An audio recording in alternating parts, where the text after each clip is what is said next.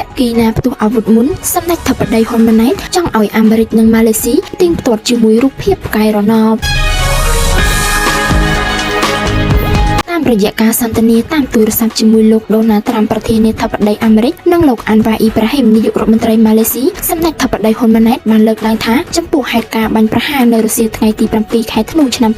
2025ដែលបានបណ្ដាលឲ្យមានការផ្ទុះការប្រយុទ្ធជាថ្មីរវាងប្រទេសទាំងពីរសម្ដេចបានផ្ដល់យោបល់ថាកងកម្លាំងឬស្ថាប័នជំនាញរបស់សហរដ្ឋអាមេរិកនិងប្រទេសម៉ាឡេស៊ីអាចប្រើសមត្ថភាពប្រមូលព័ត៌មានរបស់ពួកគេដូចជារូបភាពផ្កាយរណបដែលបានថតអំឡុងពេលនោះនិងក្រោយពេលនោះរយៈពេល24 ម៉ោងដើម្បីផ្ទៀងផ្ទាត់ថាតើភាគីណាបាញ់មុនសម្ដេចធិបតីបានបញ្ជាក់ថាវិធីសាស្ត្រនេះអាចជាវិធីសាស្ត្រងាយស្រួលនិងមានតម្លាភាពបំផុតក្នុងការផ្ទៀងផ្ទាត់ហេតុការណ៍នេះកម្ពុជាត្រៀមខ្លួនសហការក្នុងករណីមានតម្រូវការទន្ទឹមគ្នានេះសម្ដេចធិបតីក៏បានថ្លែងអំណរគុណដល់លោកទាំងពីរចំពោះការខិតខំប្រឹងប្រែងជាបន្តបន្ទាប់សម្ដៅសម្រេចឲ្យបាននូវសន្តិភាពយូរអង្វែងរវាងកម្ពុជាថៃកម្ពុជាតែងតែប្រកាន់ខ្ជាប់នូវជំហរក្នុងការស្វែងរកការដោះស្រាយជម្លោះដោយសន្តិវិធីស្របតាមស្មារតីនៃសេចក្តីថ្លែងការណ៍រួមនៅទីក្រុងកូឡាឡាំពូ